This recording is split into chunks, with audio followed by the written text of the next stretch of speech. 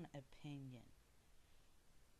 And through my walks, through my paths, talking to people everywhere, and one thing is, good or bad, everybody has one goal. Only problem is we have this thing called right and wrong. Right and wrong goes on opinion. Everybody's ethics are different. My ethics aren't the same as everyone else's. What something's taboo to me might not be taboo to someone else, and also in reverse. So the most important thing is not about the ethics behind things. It's about how much does it build? How much does it unify?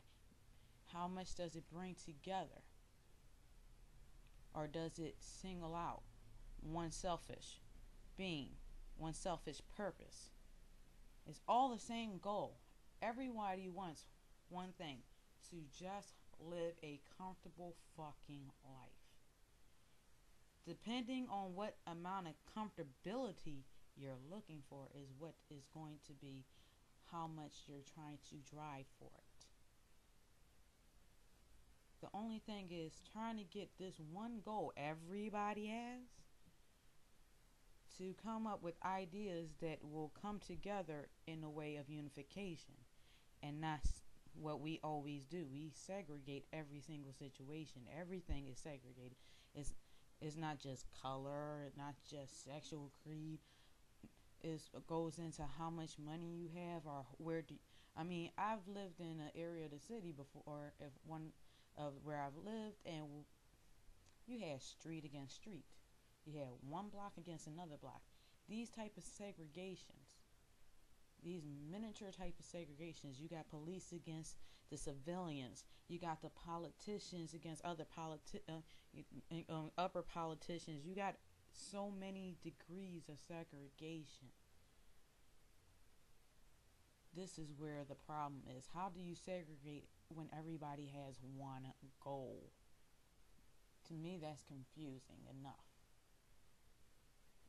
So this is why the third eye is being subdued, to keep this confusion. If everybody just knew that it wasn't as complicated as they're making it seem. What you give, you get. So just give, you get. Things ain't that hard. We're scared to give. We're scared to learn. We're scared to get out of our comfort zone.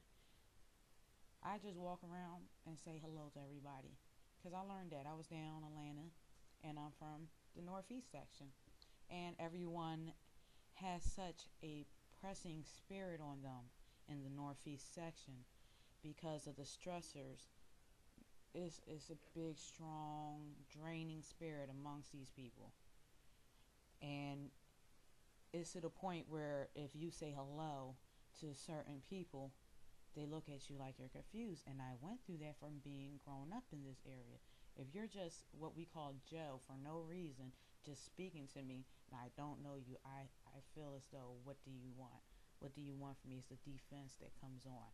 So going to like North Carolina and Georgia, they have a more slower vibe, very pleasant spirit that goes amongst these people. And all that you hear is people speaking to each other, dressing each other, showing common courtesy. And at first, when someone was approaching me, I felt the defense, but when I saw everybody was just generally nice and loving to give without anything behind it, not trying to get anything out of it, but they're receiving from it the joy of just having to be nice just for the hell of it without nobody expecting nothing. This was a beautiful spirit, beautiful feeling. I brought that with me as I came back up north. So I learned to just say hello to people. And there, a lot of women do this, and I'm not putting you down, women. But one thing you do is snap at every single guy. Not all women, but there's so many.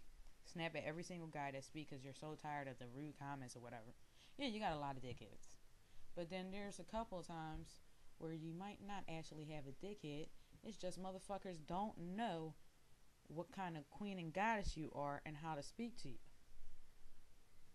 So enlighten them. We need to educate them and let them know, because this is how we're going to get our gods back. We're going to give them their third eye and tell them, if you want a goddess, you have to understand how to obtain a goddess. We're going to meet each other in every need. I'm going to come your way just as much as you are going to come to mine. If you're interested in me, please step out of the car. Introduce yourself and say hello.